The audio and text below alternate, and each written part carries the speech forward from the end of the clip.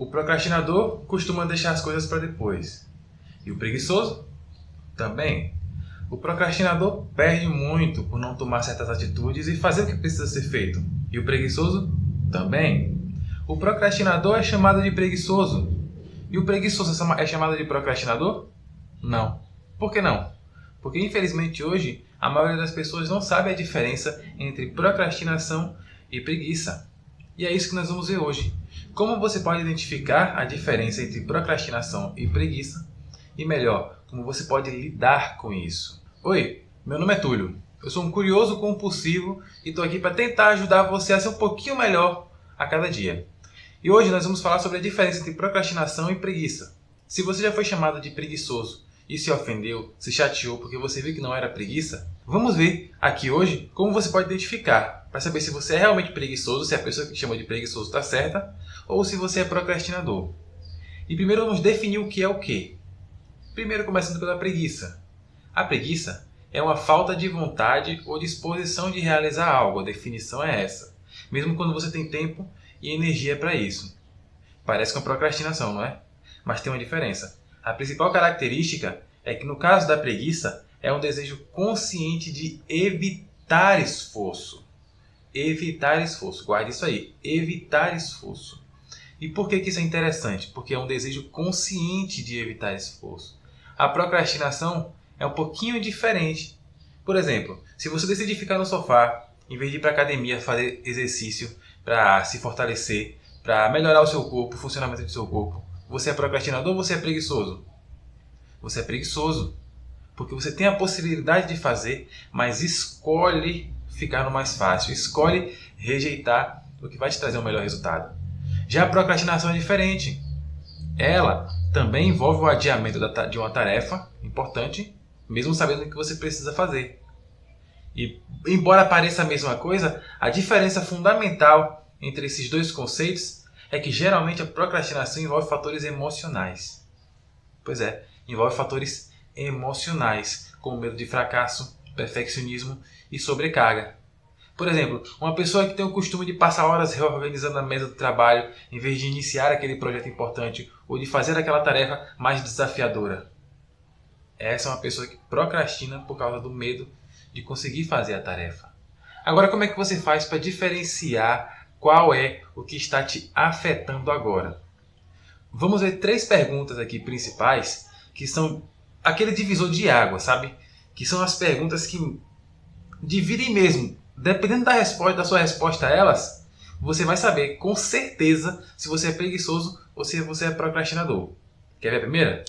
Você se sente culpado ou preocupado por não estar agindo? E por que essa pergunta é importante?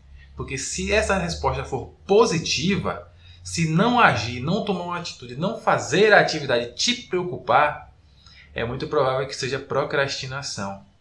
Porque existe um desejo de fazer. Você se sente culpado por não estar fazendo porque você percebe que era uma coisa que precisava ser feita. Você quer fazer, mas alguma coisa te bloqueia. Como eu mencionei antes a questão do perfeccionismo, às vezes aquele projeto importante no trabalho, você acha que não tem capacidade de fazer num padrão excelente, num padrão elevado de qualidade. Então você prefere deixar de lado e não ir fazendo, e adiando. Mas você se sente culpado porque você sabe que precisa fazer. Você sabe que seu chefe vai te cobrar, você sabe que o cliente vai te cobrar se você não tiver chefe. Se a empresa for sua. Você sabe que o cliente vai te cobrar. Mas você não faz. Você tem medo.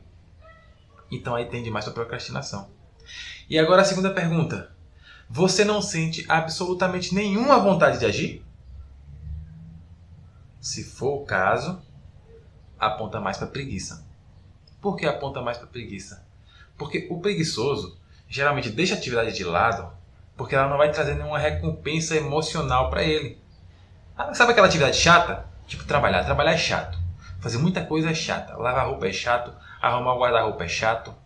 Mas a pessoa quer algo que vai trazer uma satisfação para ela. Vai liberar os hormônios. Ela não entende isso. Mas vai liberar uns hormônios na cabeça dela que vai fazer ela se sentir bem. E quando a tarefa não faz isso, que é trazer essa recompensa sentimental, emocional, após a atividade que ela executa, ela deixa de lado e procura alguma coisa que vai ser mais significativa para ela, que vai dar uma recompensa significativa para ela, que vai fazer com que ela se sinta melhor naquele exato momento. Viu só? E a terceira pergunta, que é a derradeira. Se a primeira a gente viu que aponta para a procrastinação, a segunda aponta para a preguiça, a terceira aponta para onde? A terceira mata a questão. Há um padrão em como você evita certas tarefas? E por que é importante a gente falar do padrão? Porque um procrastinador pode ter atitudes de preguiçoso. E um preguiçoso pode ter momentos em que ele vai deixar de fazer as coisas por medo, por perfeccionismo, por falta de coragem. Isso é procrastinação, não é preguiça. Mas o que acontece com mais frequência? Essa é a questão. Isso é o que vai diferenciar o que você é de verdade. Porque o que acontece com mais frequência determina o que você é de verdade. Se os procrastinadores, eles costumam se distrair com atividades produtivas, entre aspas, como limpar a casa, responder e-mails do trabalho, e evita tarefas mais desafiadoras. Por exemplo, já o preguiçoso é diferente. Ele deixa de fazer as coisas por causa da falta de coragem, da falta de recompensa significativa que ele tem no emocional dele. O que acontecer com mais frequência é o que pesa mais, é o que determina mais quem você é. Então analise, reflita agora sobre o que a gente viu aqui, as 3 perguntas que a gente viu, e após isso, você continua o vídeo. Pause o vídeo e após isso você continua. Que agora vamos ver as estratégias de como lidar com isso. Depois de identificar o que você está enfrentando, se é preguiça ou procrastinação, é hora de agir. Você precisa combater cada um deles. Mas a estratégia para combater cada um deles é diferente. Cada uma das situações que a gente vê aqui, a estratégia para combater é diferente. Por quê? Para combater a preguiça, você precisa de uma certa estratégia. Para combater a procrastinação, você precisa de outra estratégia. E como você faz para combater a preguiça? Uma estratégia boa é criar micro hábitos. E o que é isso? Criar coisas pequenas que você vai conseguir alcançando. Essas atividades pequenas, essas metas pequenas, visando chegar numa atividade maior, em algo que é mais difícil, elas vão te ajudar a manter o ritmo. Porque quando você divide aquela tarefa compridona, aquele alvo grandão que você quer conseguir, que você quer alcançar, em partes menores, você vai alcançando, e ao alcançar aquilo ali, você tem uma satisfação, e aquela satisfação vai te dar ânimo, vai te dar a recompensa que você precisava aqui em cima. Lembra que o motivo da preguiça é esse? A falta de recompensa aqui? Pois é, fazer as coisas pequenas, os micro hábitos pequenos, vão fazer com que você tenha essa sensação. E essa sensação vai gerar uma coisa chamada impulso. Esses impulsos vão se acumular e vão acabar dando aquele supapo, aquele impulso grandão que você precisa para conseguir quebrar esse ciclo e fazer o que você precisa fazer. A segunda maneira é criar um sistema de recompensas. Igual um cachorro adestrado. O adestrador fala, faça isso, aponta para lá ou dá o comando que ele precisa dar. O cachorro entende e faz. E por que o cachorro faz? Porque ele sabe que fazendo aquilo ali, ele vai receber a ração, o petisco. Faça a mesma coisa com você. Estabeleça que se você cumprir determinadas tarefas, você vai assistir um episódio da sua série depois, você vai jogar uma partida depois, você vai fazer alguma coisa que você gosta depois, alguma coisa que te dá satisfação.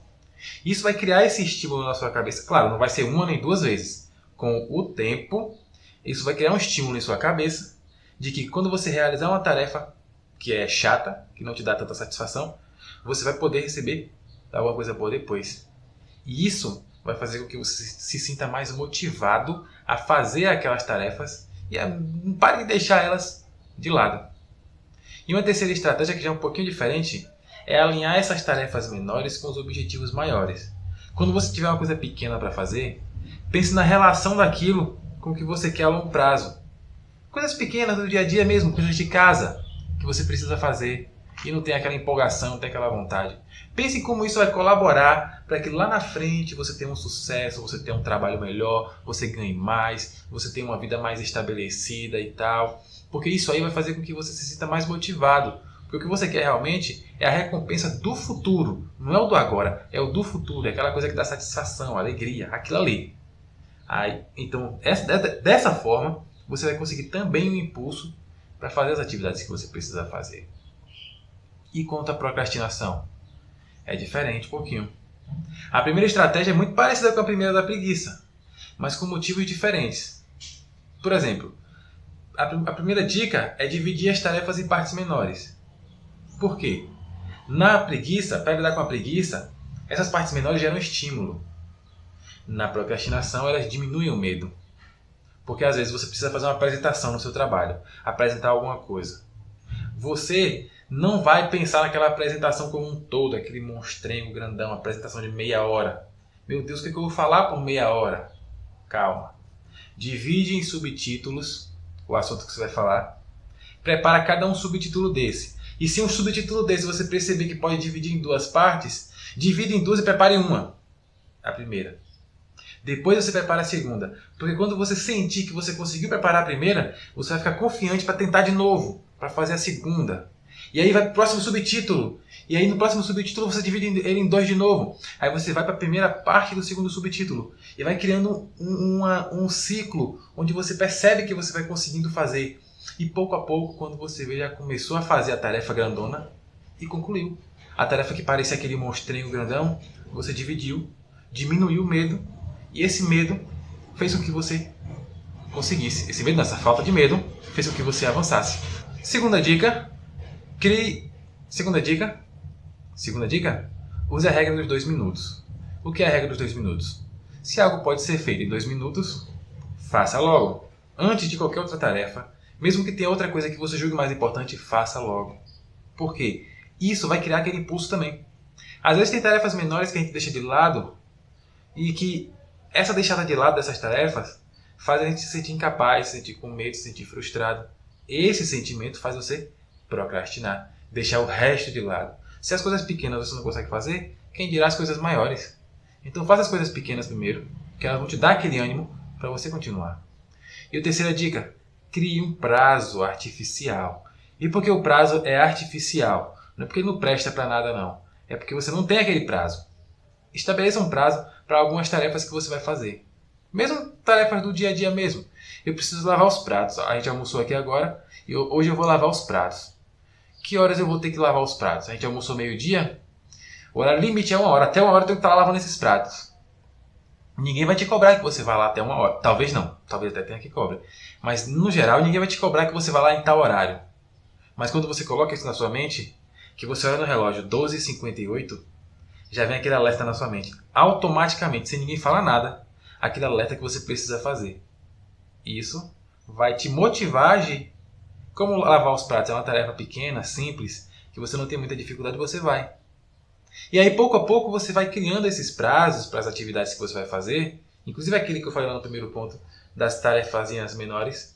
Você cria também os prazos para elas e pouco a pouco você vai criando um ritmo de realização de tarefas. E isso vai ajudar você também a dar aquele up, aquele crescimento na sua produtividade. E vai diminuir muito a quantidade de coisas que você adia.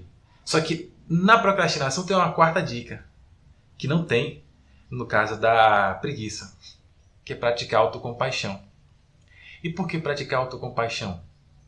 Porque é muito difícil quando você deixa as coisas de lado porque você se sente incapaz. Às vezes, você sente que não é capaz de fazer a tarefa e sente que você não presta para nada. E aí você vai tentar lutar contra a procrastinação, vai botar em prática as coisas que eu falei aqui e vai ter um dia que você vai cair de novo. Você vai parar de fazer de novo. E aí, o que você vai fazer? Vai desistir porque você de novo procrastinou? Não. Bote na sua cabeça que todo mundo procrastina um dia. Todo mundo em algum momento deixa alguma coisa de lado. Então bote na sua cabeça que você também vai fazer isso. E que mesmo a partir de hoje, você lutando contra a procrastinação, você ainda vai cair na procrastinação. E fique tranquilo. Fique tranquilo que vai dar tudo certo. Vai dar tudo certo. Evite esse sentimento de culpa e foque em corrigir o curso. Quando acontecer de novo, foque em corrigir o curso.